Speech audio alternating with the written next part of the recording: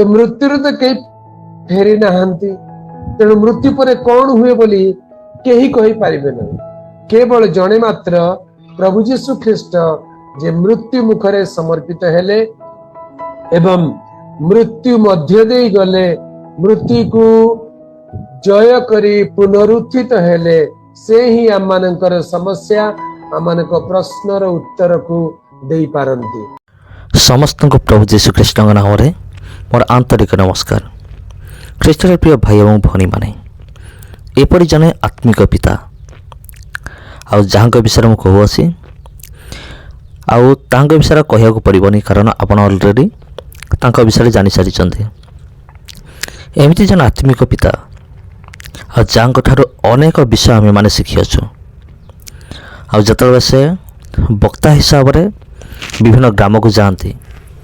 कि जतबे से इंटरनेट माध्यम जतबे से प्रिचिंग करती वाक्य दियंती और सेतबे अनेक किसी विषय तांको शिखा पड़े आउ अनेक विषय शुणा मिले आ जहाँकि से पवित्र धर्मशास्त्र सरल भाषा बुझे था विषय गोटे विषय मुझे कहि विषय आउ जतबे से प्रिचिंग करती वाक्य दियंती जड़े मूर्खटे हेले मध्य से तांकर वाक्य को सहज बुझी जाए कारण तांकर वाक्य माध्यम से एमिति उदाहरण गुड़िक से व्यवहार करती जहाद्वारा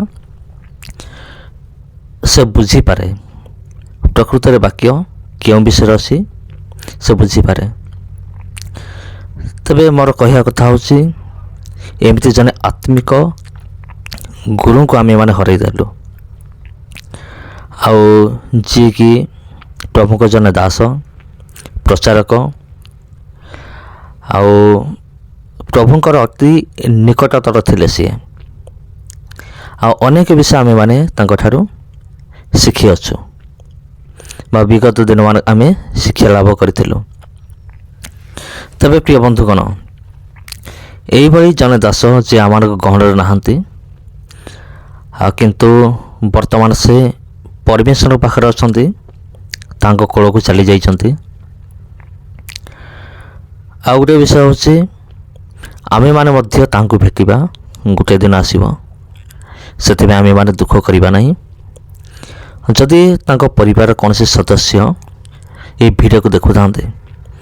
आउ तबे मो समान को मध्य सांत्वना प्रदान करने पे चाहे जे आपण बिल्कुल भी दुख करंतु नहीं कारण गोटे दिन आमे माने समस्ते तांको भेटिबा आ से दिन मध्य आसुअछि से आगे गले आमे किंतु पछरे जीवा आगो पछे कि समस्त किंतु